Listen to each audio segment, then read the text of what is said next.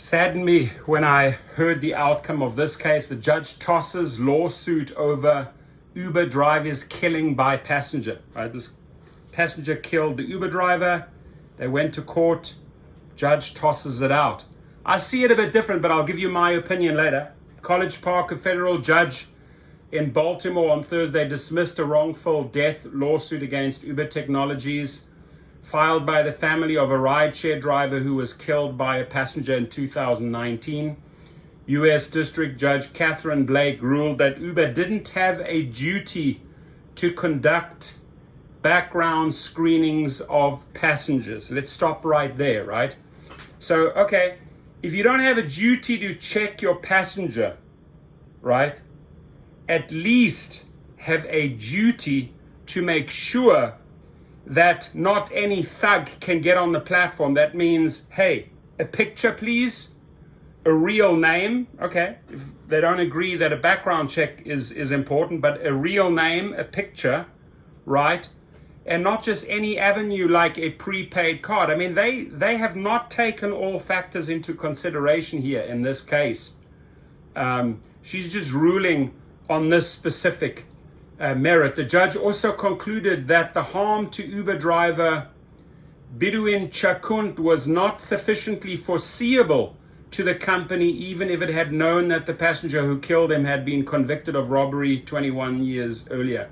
The company has the name and has everything on this individual, just like they're running the background checks on Uber drivers, right?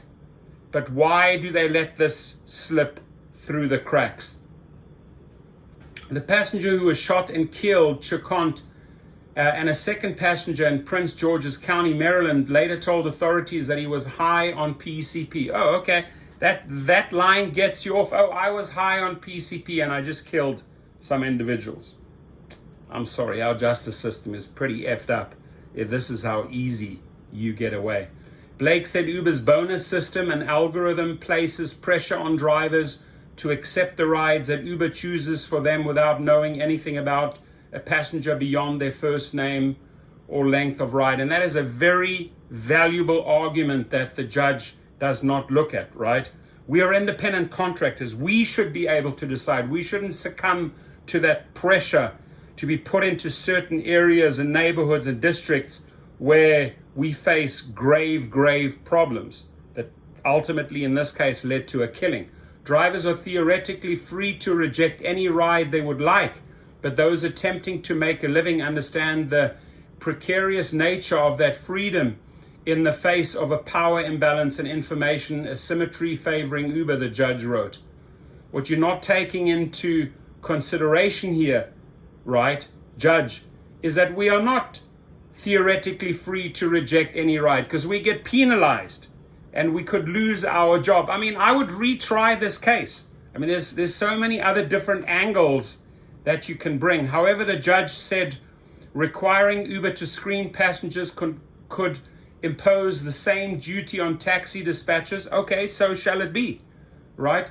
Plumbing businesses and other companies that send service providers to a private shared space where there is some risk of interpersonal conflict or crime. You know, I'm sure that the risk in a plumbing business or any other business is not as high as rideshare and taxis. Blake added that she hesitates to initiate such a significant expansion of duty absent a clear indication that it aligns with Maryland public policy. A spokesman for the San Francisco-based company declined to comment on the ruling. Of course you're not going to rule. They ruled in your favor, arsehole. A lawyer for Chakon's family didn't immediately respond to an email seeking comment. On the evening of August 27, 2019, Chakont was driving his personal vehicle with a passenger, 32-year-old Casey Robertson, when the Uber app matched them with a second passenger, Aaron Lanier Wilson Jr. Wilson shot and killed Chakont and Robinson within minutes of getting into the car. Wilson, now 45, was charged with first and second degree murder in the deaths of Chakont and Robertson, and a construction and security worker. Wilson told authorities he doesn't remember what happened during the ride because he was high on PCP. Oh, you were high on PCP. Okay. That was all you needed, right in your eyes, to kill this individual. In April 2021, a Prince George's County judge sentenced Wilson to 50 years in prison after he pleaded guilty to killing both men. The family's lawsuit claims Uber owed Chacont the same duty of care that businesses owe their customers. Uber argued that it would be impossible to protect its drivers from any and all harms, the judge said. I disagree. You can rarely limit the harm to a driver if you just implement the basics, right?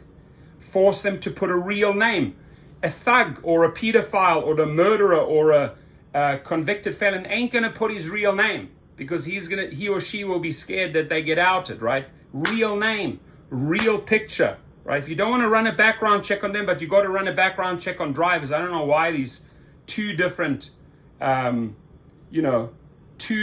standards here, but like you got to do the basics, and you cannot just allow anyone on the platform just because they go out and buy a gift card or a prepaid card. It's terrible. And I'm really sorry that this family has to go through this. And I truly hope that these attorneys appeal and retry this, right? Because I think there's an overwhelming amount of evidence that the company Uber has failed here. Have a good day, everyone, and please, please stay safe.